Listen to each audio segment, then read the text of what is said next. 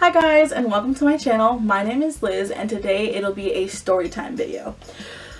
Quick note, the reason I am not centered is because I will be posting pictures in this little vicinity so you guys can see and not be like covering half my face. So today's story time is going to be about my breast tumor that I had when I was around 20 years old.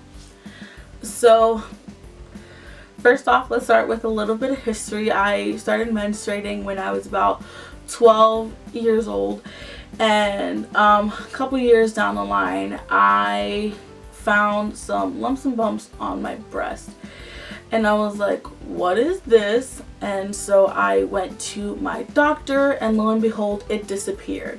The bump was no longer there and they couldn't feel it. So what they told me was young girls typically usually have these menstrual bumps that come when their period also comes.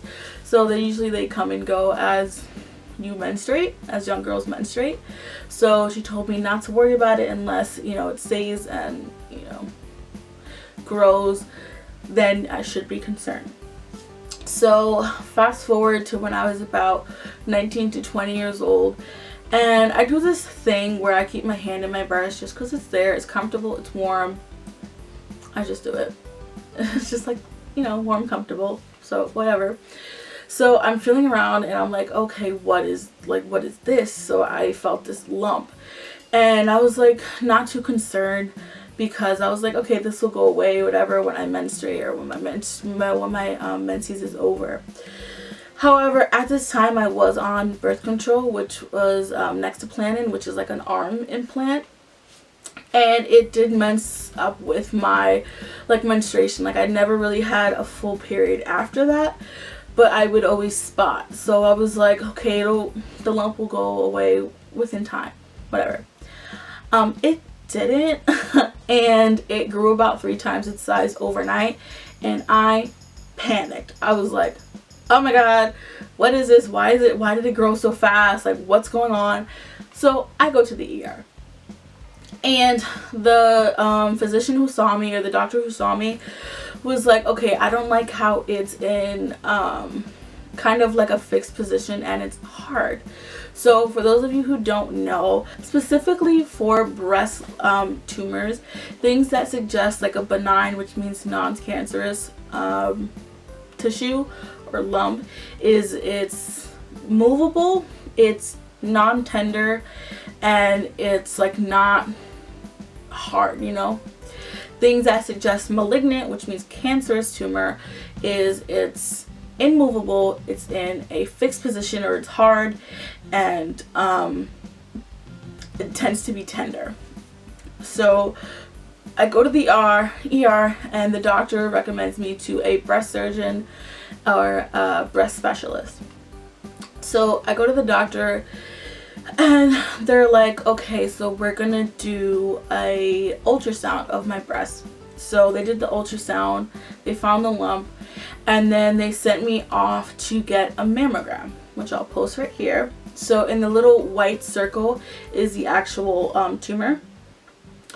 So after the mammogram, I get a breast biopsy. So the procedure with that is basically they put like a little local anesthetic to numb the area. It's like not painful, but you do feel the needle going in. And then at the same time, there's a monitor like in front of the doctor who's doing the breast biopsy to see the needle going into the tissue, take the sample, and then get it out.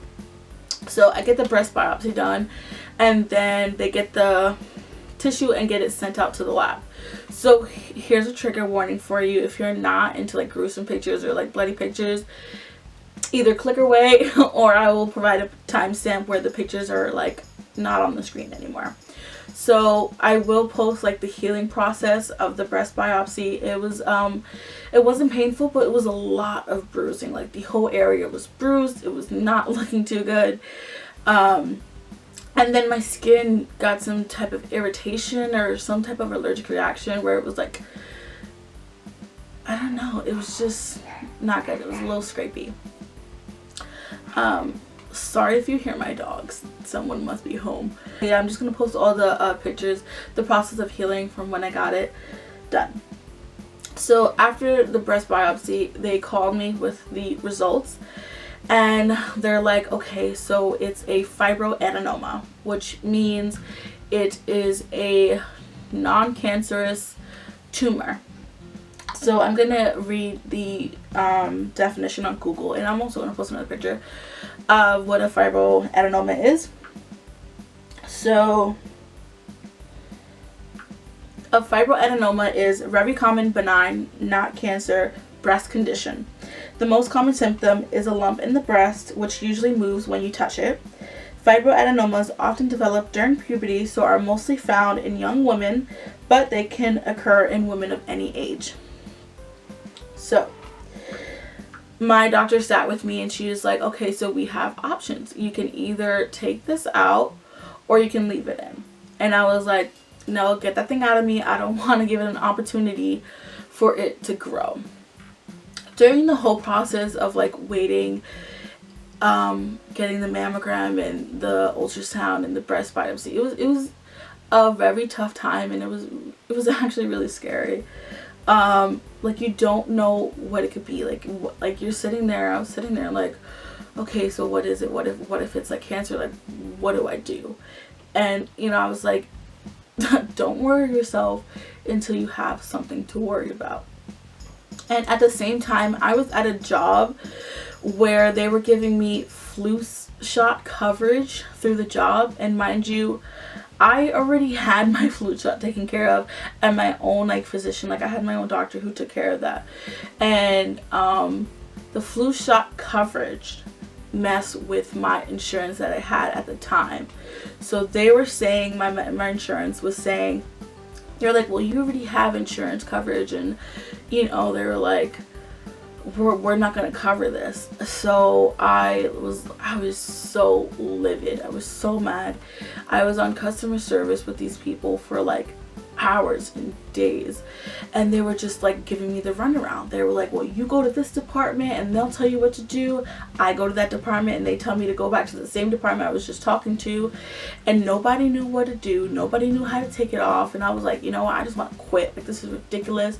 At the same time, I was like, well, if I go to this visit, like going to this, like the to see my doctor, and I'm like, how is this going to be covered? Like, I can't afford to like go to these visits. And like, there was a point where I was at the visit and they're like, okay, well, this is $200. I was like, $200? Like, what are you talking about? I'm not paying for that. I don't have money for this. And then that's when I had to go like back and forth with my insurance and back and forth with like my employer. It was just a headache, and it made me so much more stressful. And it was like, I don't know how people who have these certain conditions and don't have insurance or like paying out of pocket do this. It's ridiculous, and it's just anyways, I'm gonna stop going off on a tangent. But yeah, so we ended up getting it sorted out, but it took weeks and weeks, and I'm like, this is so ridiculous. It was just for freaking a flu shot coverage. Like, are you kidding me? That I already get with my primary care physician? That was another headache that was happening during the whole time where I was like getting these callbacks. So anyways, we're at this point where it's like surgery day. So yeah, I tell my doctor, no, I want this taken out, and then we get set up for surgery. So it comes surgery day, and I'm getting prepped for surgery, and it's like bright and early in the morning, and mind you, I don't wake up till like 3 o'clock in the afternoon, but they wanted me there at 8 o'clock, which is fair. Like, it's fair. It's normal procedure, and it wasn't that much of a headache, but yeah. So I get up there like at 8 o'clock or 9 o'clock for the surgery. They prep me for the surgery. So if you're going under any type of surgery, they prefer you not to eat anything before like midnight, because the food can come back up and potentially cause like asphyxiation, or just like you can aspirate the food into your lungs, and that could cause pneumonia, or you could, you know, things like that. So that's why they tell you not to eat anything before surgery. So day before surgery, didn't eat anything. Go to surgery day, and they give you these 5 little wipes. So it's like either antibacterial or antimicrobial wipes. So they give you these 5 antimicrobial or antibacterial wipes to wipe down each limb, so your legs and your arms and then your body. So in order to prep for surgery, right before surgery, they want you to remove any jewelry, any piercings, anything like that. At the time, I believe I had a nose piercing, and the concern with that was if I happened to accidentally swallow the nose jewelry and asphyxiate and choke, that could be a concern. In addition to that, all the metals, because I have a lot of piercings, I'll have a future video on that, but all the metals, like all my earrings and stuff like that, and I also have my tragus pierced. If you happen to flatline, which means your heart stops during surgery, and they need to resuscitate you or defibrillate you, the electricity from the paddles can cause like erosion or burns wherever the jewelry is, because it is metal, and metal can, you know, transfer electricity or whatever, how that works. I'm not an electrician, but that's what I'm assuming. So they want you to remove all your piercings. However, I did have my tragus piercing, and it was like newly pierced, and I was not about to go through that pain again, so I left it in there, even though it was, you know, I guess against medical advice. Do not recommend doing that, but I was not doing that. So I go in, you know, use the antimicrobial wipes, wipe down my body, and take out all my piercings, go in, come out. So come out of surgery, and you know, everything's a little fuzzy, but I don't remember, like, obviously you're not gonna remember anything, you're knocked out. So come out of surgery, and the ride home, it was so bumpy. Oh my god, it was so painful. The only pain I felt was like that day after surgery, and I was riding home, and that ride was like 20 to 30 minutes, and I felt every bump, and my mom felt so bad. She was like, oh, I'm so sorry, like, brace yourself, here's another bump. But it's just like, oh man, it's like, imagine, like, for girls out there, imagine working out without a bra, or like running on a treadmill, and you're like, anything like above like a C cup or something like that, where like gravity is like pulling them down. It's painful. So like, that's kind of like how it felt. So again, another trigger warning, I'm gonna post some pictures like after my surgery and how it looked. The way my doctor closed the incision was with glue, and she also did use a dissolvable string for like any, I think underneath it, I'm not sure, but she used glue, and then she used like surgical glue, you know, not like Gorilla Glue. So she used some surgical glue and dissolvable string.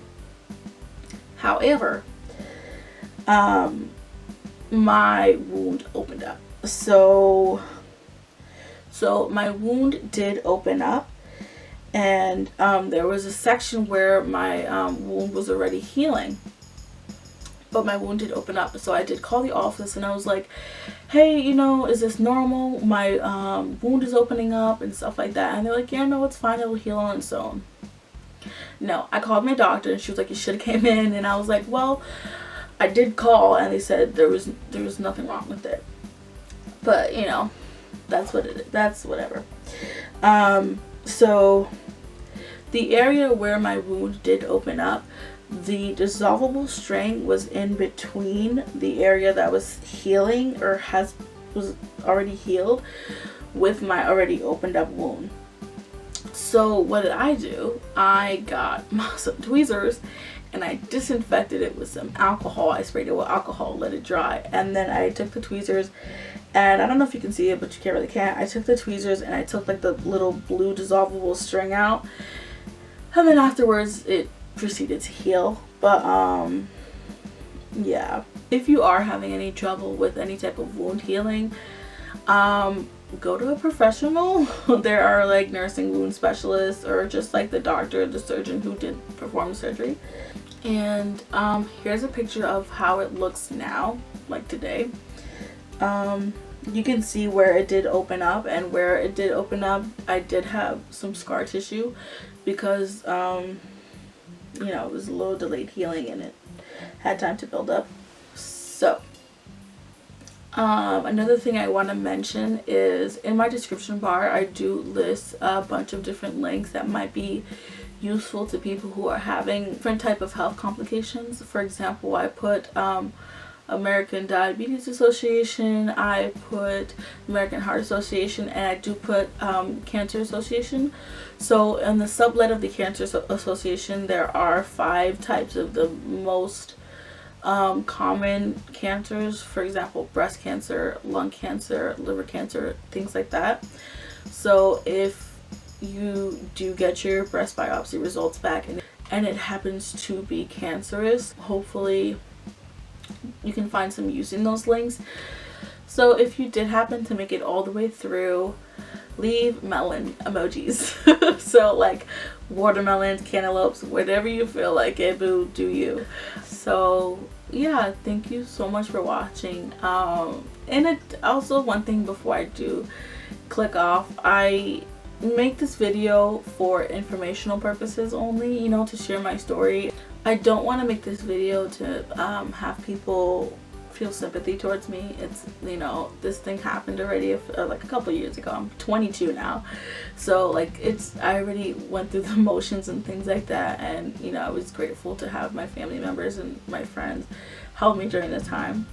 So yeah, this video is just for informational purposes. Thank you so much for watching. Like, comment, subscribe, because YouTube makes everyone say this, and hit the notification bell if you want to get notified every single time I post, if you feel like it. Yeah, no. Bye.